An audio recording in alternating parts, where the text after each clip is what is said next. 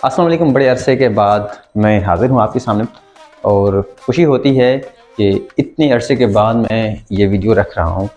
और इसके साथों साथ ये भी आपको बताता चलूँ कि अपने गांव में जो अपने रूम था वो जब बनवा ही लिया, मुकम्मल कर लिया, तो मैं इजीली अब यहाँ पर वीडियोस बना सकता हूँ। क्योंकि मेरे साथ बड़ा इशू यही था कि एक सेपरेट रूम जहाँ पर एज मेरा स्टूडियो, जहाँ पर बैठ के मैं आपके सामने कंटेंट शेयर करूं, अपना नॉलेज शेयर करूं, एक्सपीरियंस शेयर करूं, या जो बातें मैंने आपसे करनी है वो कर सकूं। तो अब ज़ाहिर है डिस्ट्रिक्ट दादू में, सिंध में मौजूद डिस्ट्रिक्ट दादू में, और एक गांव वाही पांधी में जो कि गोरे किले स्टेशन से चंद 45 से 50 किलोमीटर के फासले पर है।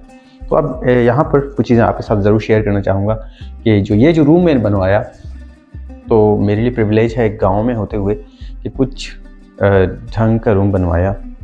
कम से कम एक तो ये है कि अटैच बाथरूम लगवा कर उसको साइड में गुलदस्ते के लिए 2 ये खाने बनवाए थे, गुलदस्तों के लिए ख़ास तौर पर। और ये भी कोइंसिडेंट ही हुआ था। आप सुन के हैरान हो जाएंगे कि ये आइडिया नहीं था। आइडिया कुछ ये था कि हमने वॉशरूम के लिए जो स्पेस छोड़ा था पहले यहाँ तक छोड़ा हुआ था। जब हमने दरवाज़ा लगाई नहीं तो पहले एहतियातन स्पेस यहाँ तक छोड़ा हुआ था, ये वाला। उसके बाद जब हमें महसूस हुआ कि ये थोड़ा एक्स्ट्रा स्पेस है एक दरवाजे के हिसाब से, ख़ासतौर पे एक वाशरूम का दरवाज़ा एक लिमिट में होना चाहिए, तो फिर जाहिर है हमने यहाँ पर लिमिट करना चाहा। बीच में ये स्पेस बच रहा था, कारीगर इसको परमानेंटली ईंटें लगाकर सीमेंट से बंद करने वाला था।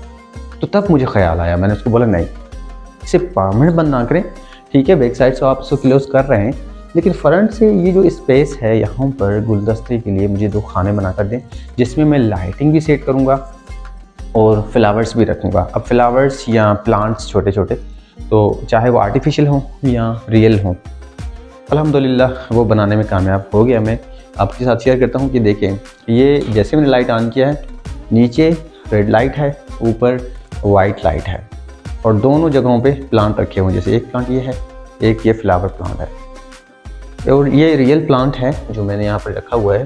तकरीबन 2 हफ्ते हुए इस प्लांट को मैंने रखे हुए। इसका टाइम पे पानी चेंज करता हूँ, और ये पानी का ही प्लांट है, हैदराबाद से लाया था। तो ये भी एक गुलदस्ते के तौर पे यहाँ पर रखा हुआ है मैंने। और उसके बाद ये एक आर्टिफिशियल फ्लावर भी रखा हुआ है मैंने। और यहाँ पर ये जो रेड लाइट यहाँ पर ऑन होती है, इसमें एक सेंसर है। जैसे मैं यहाँ से हाथ मूव करता हूँ या यहाँ से कोई भी गुजरेगा तो रेड लाइट ऑन हो जाएगी, क्योंकि वो सेंसर पर है तकरीबन 3 सेकंड के लिए। एक तो मुझे मतलब बताते हुए ये है कि ये चीज़ मैंने अपने रूम में सेट की है, और ये डीसी वोल्टेज में है, सोलर के ज़रिए। एक सेंसर लाइट है, एक रात के टाइम के लिए है 0 लाइट। पहले तो ओपन लगा ले रहे थे, लेकिन मैंने इसके अंदर 0 लाइट लगवा लिया, बल्कि खुद नहीं लगाया मैंने। तो इसकी वायरिंग की हुई है, और गाँव में रहते हुए पूरी की पूरी वायरिंग मेरी अंडरवॉल है, जो कि मैंने खुद की। जो बोर्ड की सेटिंग है, इंस्टॉलेशंस है, वो सारे के सारे मैंने खुद किए। और दूसरी बात आपके साथ शेयर जो करता चलूँगा वो है ये विंडो। यहाँ पर हम रहते हैं तो इस इलाके में गर्मियाँ जो होती हैं, ख़ासतौर पे जून जुलाई, इन माह में बहुत शदीद होती हैं। तो उन गर्मियों को फेस करते हुए एयर कूलर की ज़रूरत पड़ती है, या अदरवाइज़ एयर कंडीशनर। तो एयर कंडीशनर के लिए हैवी वोल्टेज चाहिए, यहाँ पर लाइट अवेलेबल है नहीं, तो अल्टरनेटिवली एयर कूलर यूज़ किए जाते हैं। एयर कूलर को रूम के अंदर रखते हैं तो हबस का मसला होता है, अगर बाहर रखते हैं तो गर्म हवा भी साथ आती है। तो जब ये रूम बनवा रहा था तभी मैंने प्लान किया था कि मैंने एक स्पेस एयर कूलर के लिए छोड़ना है, साथों साथ बाहर की रोशनी के लिए भी, और इस तरह से बनवाना है कि एयर कूलर की हवा अंदर आए। एयर कूलर बाहर रखूँगा, हवा अंदर आए। जब स्पेस छोड़ा तो बड़ा चैलेंज था कि ये पॉइंट भी ओपन रह जाता था और गर्म हवा आने का खदशा था। फिर मैंने सोचा कि एक विंडो लगवाऊँ मैनुअल, जो कि ट्रेडिशनली आम लगवा लेते हैं।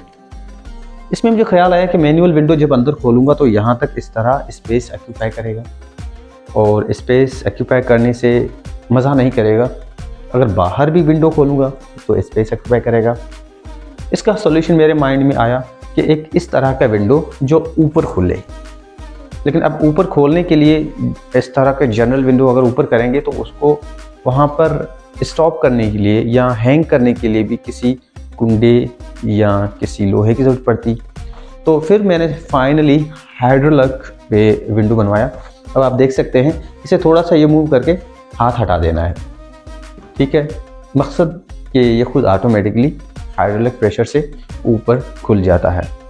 और इस विंडो की खासियत यह है कि अब इसके बाहर जो एयर कूलर होगा उसकी हवा जो है बिल्कुल मखसूस पॉइंट से अंदर आएगी, मुझे कोई दिक्कत नहीं होनी।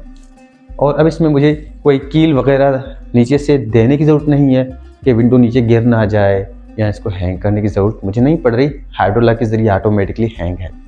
दूसरी बात, अगर मैनुअल विंडो होता जिसको मैं मैनुअली ऊपर करता तो नीचे करते भी मुझे एहतियात से उसे नीचे करना होता, क्योंकि शीशा गिलास लगा हुआ है और नीचे वो चीज़ छोड़ देता तो गिर जाती। लेकिन अब यह है कि देखें, मैं इसको प्रेस करते जा रहा हूँ नीचे की तरफ, ठीक है जी। अल्टीमेटली जो इसकी पॉइंट है वहाँ पर मैंने इसको छोड़ दिया। अब ये है कि हाइड्रोलिक में यही खासियत है कि इसे आप थोड़ा सा ये ऊपर करके छोड़ देंगे तो ये ऑटो भी खुल जाएगा, या एटलीस्ट कहने का मकसद ये है कि इसमें कोई दिक्कत नहीं है एक मैनुअल विंडो की निस्बत। तो ये दो चीज़ें आपके साथ मैंने शेयर करनी थी, क्योंकि जब इतने अरसे के बाद आपके सामने आया हूँ तो सोचा क्यों ना इंट्रोड्यूस करवा लूँ अपने रूम। और इंशाल्लाह इसी रूम में मैंने इस तरफ स्टूडियो का सेटअप भी किया हुआ है जो आपको दिखा दूँगा। और अब नेक्स्ट जो मेरे वीडियोज़ होंगे आइंदा वो स्टूडियो से ही शेयर करूँगा आगे से, ठीक है जी। तो ये लाइट मेरे को दिखा दिया है सेंसर पर है, इसकी जगह वाइट लाइट भी मैं लगा सकता था, मैंने रेड लगा लिया। और प्लांट्स और फ्लावर सेट हैं, और ये पर डीसी वोल्टेज में है सारे के सारे। यहाँ पर मेरे पास इलेक्ट्रिसिटी वापदा की नहीं है, डीसी सोलर और प्लस में बैटरी की सेटअप है, उसके ज़रिए चलाता हूँ। तो इंशाल्लाह नेक्स्ट वीडियोज़ में आऊँगा, तब तक अल्लाह हाफिज़।